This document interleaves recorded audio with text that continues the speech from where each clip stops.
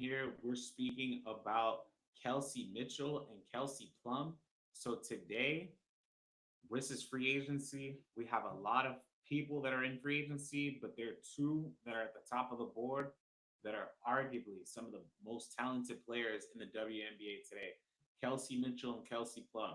Now, if you're Kelsey Plum, obviously they just set a loss against the New York Liberty where they could have, you know, obviously become a three-time champion, but well beloved, well beloved in Las Vegas. When she plays in the arena, this is a picture of her when they played against Indiana Fever, or a picture of the arena.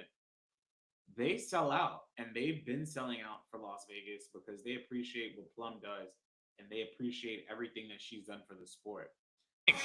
Enjoy. She has a fan base in Las Vegas. She has to kind of really take some time and consider if she wants to consider playing there still. So she's already an Olympian. She's already won two rings. She's already played sidekick with Asia Wilson. So the question that she has to ask herself, and Becky Hammond brought this up, is does she want to continue to stay in that realm, or does she want to kind of branch out and see if she can grow her own brand and as her own player?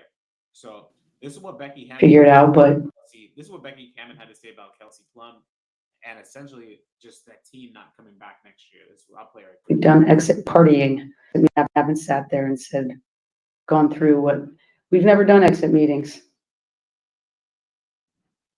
We've done exit partying.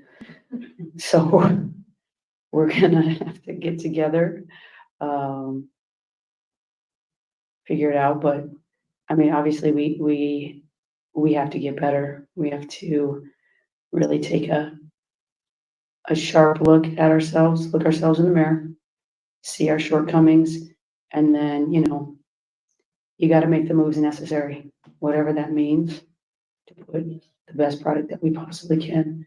It's not going to be the same group probably next year. It just won't. And I'm sad about that because I really like that group. They're a pain in my ass, but I was a pain in their ass too. And I like that group. I love that group. Haven't sat. So with that being said, the fact that even her coach knows, it seems like it's the end of an era, like a culmination of something that was great that happened in Las Vegas, more so than like hey, we're ready to come back for unfinished business. It seems like it's like the closing of a chapter from what Becky Hammond just said, knowing that there will be a new group and a new core. And just looking at the free agents list, I'm gonna pull that up like in a second. Just looking at the free agents list, you see that Las Vegas has a lot of free agents next season in 2026, but this one is in 2025. So let me pull this up. So Alicia Clark, Tiffany Hayes, Kelsey Plum, Sydney Colson, Queen Egbo, five free agents. Which one are they going to decide to bring back? And I mean, Alicia Clark's 37 years old. The question is, are you going to try and resign her? I would try and bring her back if you could, veteran leadership. But again, the question is, do you want to bring back the same team that is not better than the New York Liberty? So yeah, Kelsey is up there. She's 30. So this is kind of like a crossroads. And for Las Vegas, this is kind of a crossroads too, because they have to determine what they want to do with their team moving forward. So if we could just pull up, this is the Las Vegas Aces roster next year. So they have several free agents: Jackie Young, Asia Wilson, Chelsea Gray, Kia Stokes, Meg Gustafson, Kirsten Bell. Now, a lot of questions. So it starts off with this. If you're the Aces management, the first thing is if Kelsey Mitchell does decide to leave, boom. Now you're down three. You have Gray, Wilson, Young. The question is, are you going to offer Chelsea Gray a max contract? If the answer is no, then the question is, do you trade her now for value? If the answer is yes, you resign her now, get her locked up. Who else can you bring in to kind of, right, get this ship right? Now you have Asia and Jackie as well. You want to make sure you lock up both of them. So you're tying, again, a lot of money into three players. So you're going to have to try and bring somebody back, especially if Kelsey's leaving. Which, if Kelsey is leaving, and we're going to get into reasons why she would or wouldn't, but if Kelsey is leaving, then you have to consider other guards that you're going to bring in. So now let's talk about if Kelsey does decide to leave. So the Golden State Warriors owner, so we got Peter Gruber and Joe Lacob. right? They want to win a championship. And if you don't know, they are the Golden State Valkyries' newest owners. Now, because they are the Golden State Valkyries' newest owners, they already have familiarity with the area and with winning. If you know anything about the Golden State Warriors, they're a high-paced tempo team. They like to win, and Peter and Joe, two aggressive owners that changed that team quickly and overnight. Now,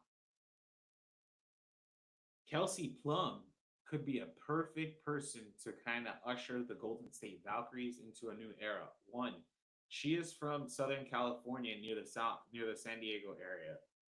They could get her, put her to the Bay, and kind of help usher the new fans from that area. She's already played from that area. So the fact that you have her as your star attraction and she could be the lead guard, you could build a team around her. So think about this: you pick up an Olympian and an all-star, somebody that's made first team all WNBA as your lead guard. You tell her, here are the keys, and you tell her to go at it. Now I mean, you don't know what could happen. So the fact that they said that they want to win a championship within the next 5 years, and you have, well, he said it. He said it right here. I'm telling you right now, we will win a WNBA championship within the first 5 years of the franchise.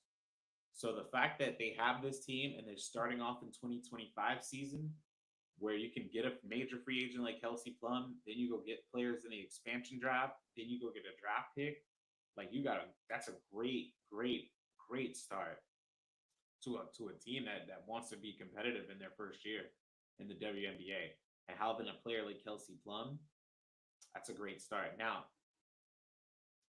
this brings me to my other point. So if Plum does decide to leave if you're Las Vegas, and this brings me to my second Kelsey. Kelsey Mitchell will be a great replacement. Now, when it comes to Kelsey Mitchell, a lot of the same questions are asked that were around Plum. Now, although Kelsey Plum, that chapter feels like it's like the end and the culmination of something great that happened in Las Vegas. With Mitchell, it feels like it's the beginning of something that they have not finished doing yet. They feel like there's a lot, it's like a lot of unfinished business. And with this team, she's been able to garner new success, new popularity. She's doubled. This is her second straight year. Kelsey Mitchell finished almost 8th or 9th in scoring, top 10 scorer. She made the All-Star team for the second consecutive season. She shot over 40% from the floor. She shot over 40% from the three. She shot 46% from the floor, almost 80% from the free throw line. Like she was stellar. And as Caitlin Clark's backcourt mate, she kind of talked about this, even in her free agency, she said she'll always be in her backcourt. I'll let her say it right here. Be in your backcourt is that not a lot of people can do. And from me to you, I'm always going to be a fan. I'm always going to be in your corner. I'm always going to be in your backcourt. So the fact that she is in her corner, backcourt, etc., it just opens up the door because they're only going to grow in more sellout crowds. And the three of them, Aaliyah, Caitlin, and Christine asked about women's sports in general. The three of them, Aaliyah, Caitlin, and Almost. They're only going to usher the Indiana Fever into a new era. So the fact that you have a cornerstone. Now, this is the thing for Kelsey. The question is, do you want to have your own team? And if you're Indiana, because Las Vegas would be a great place for her to fit in if Plum does decide to leave. So, but for Indiana, the question is, if she does decide to leave, do you want to bring her back? Even though you can core her as a disgruntled player, or would you rather her, the same thing, sign and trade, get some value out of her before, she does decide to leave. So the Fever have made their stance clear, though. They want to bring Mitchell back. So the new general manager, Kelly Crossbop, said that they wouldn't be where they are today without Mitchell. And she made her stance very clear about what her opinions were about Mitchell and where she feel like she should be. Was drafted in the last group that I'm gonna just play that right here if I didn't already do that I was part of. So Pokey Chapman was our coach and GM.